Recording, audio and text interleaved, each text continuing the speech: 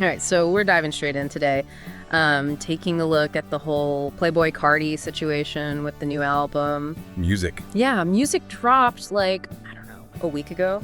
Yeah, about a week ago. A little over a week ago. And it debuted at #1 on the Billboard 200. Huge debut. I mean, yeah, this is his second time hitting #1, right? It is, yeah. His first #1 album was Whole Lotta Red back in 2020. Okay.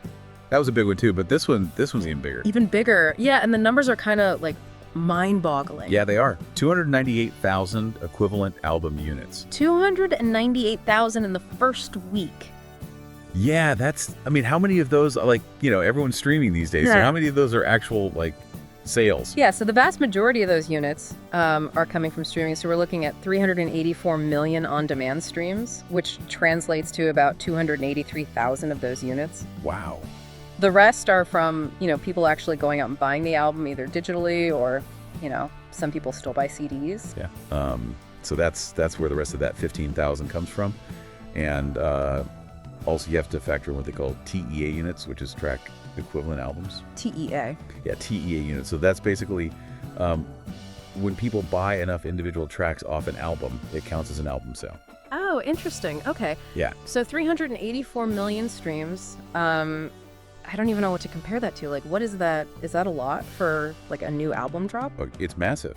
I mean, it's the biggest rap debut of the year so far. Oh, wow. And if you look at all genres, it's the second biggest debut behind the Rokens album. Hurry Up Tomorrow, right? Yeah, Hurry Up Tomorrow, which, that had a massive debut at 490,000 units. Yeah. So it's in good company.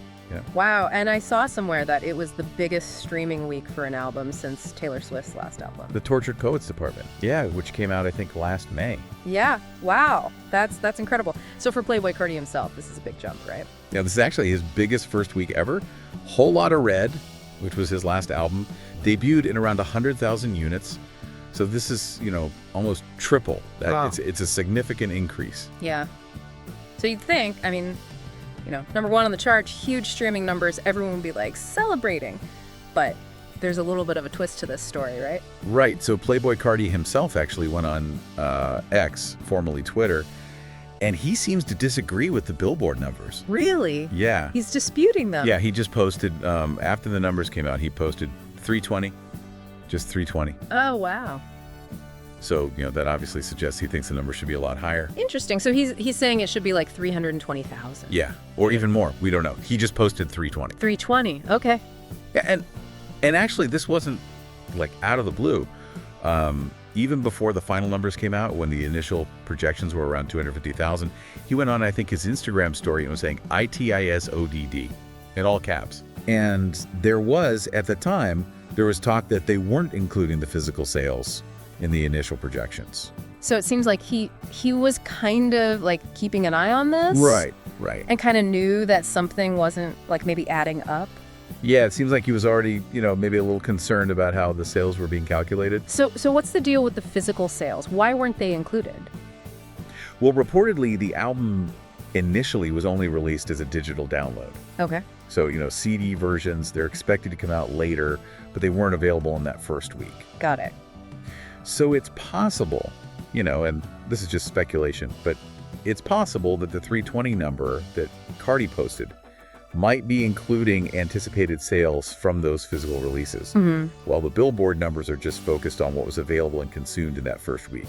Right. Okay, that makes sense. So Billboard's looking at the digital, the streaming numbers, what was available that week, and Carti's maybe looking at, the bigger picture. Yeah, the long game.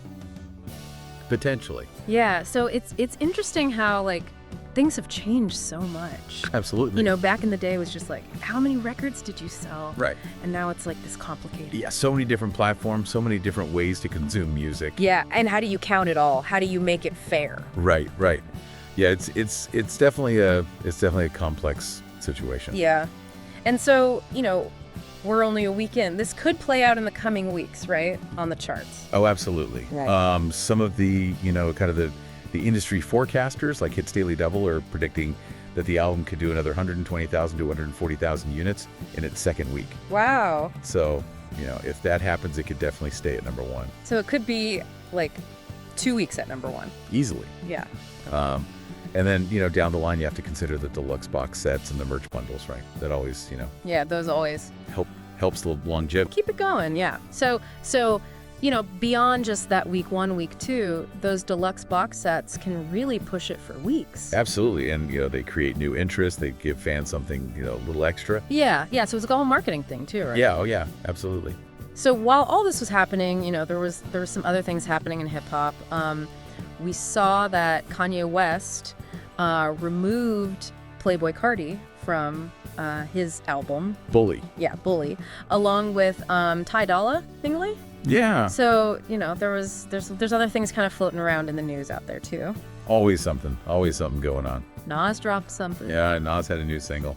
Yeah. Logic had a new single as well. Yeah. It's always busy in the world of hip hop. It is. Never a dull moment. Never a dull moment. No. But I think the main takeaway here is Playboi Carti, landed this #1 album, huge streaming numbers. Massive. Yeah. But even with all of that, he's still questioning it. Yeah, it's interesting. It's really interesting. Because it makes you think what does success look like today? Yeah.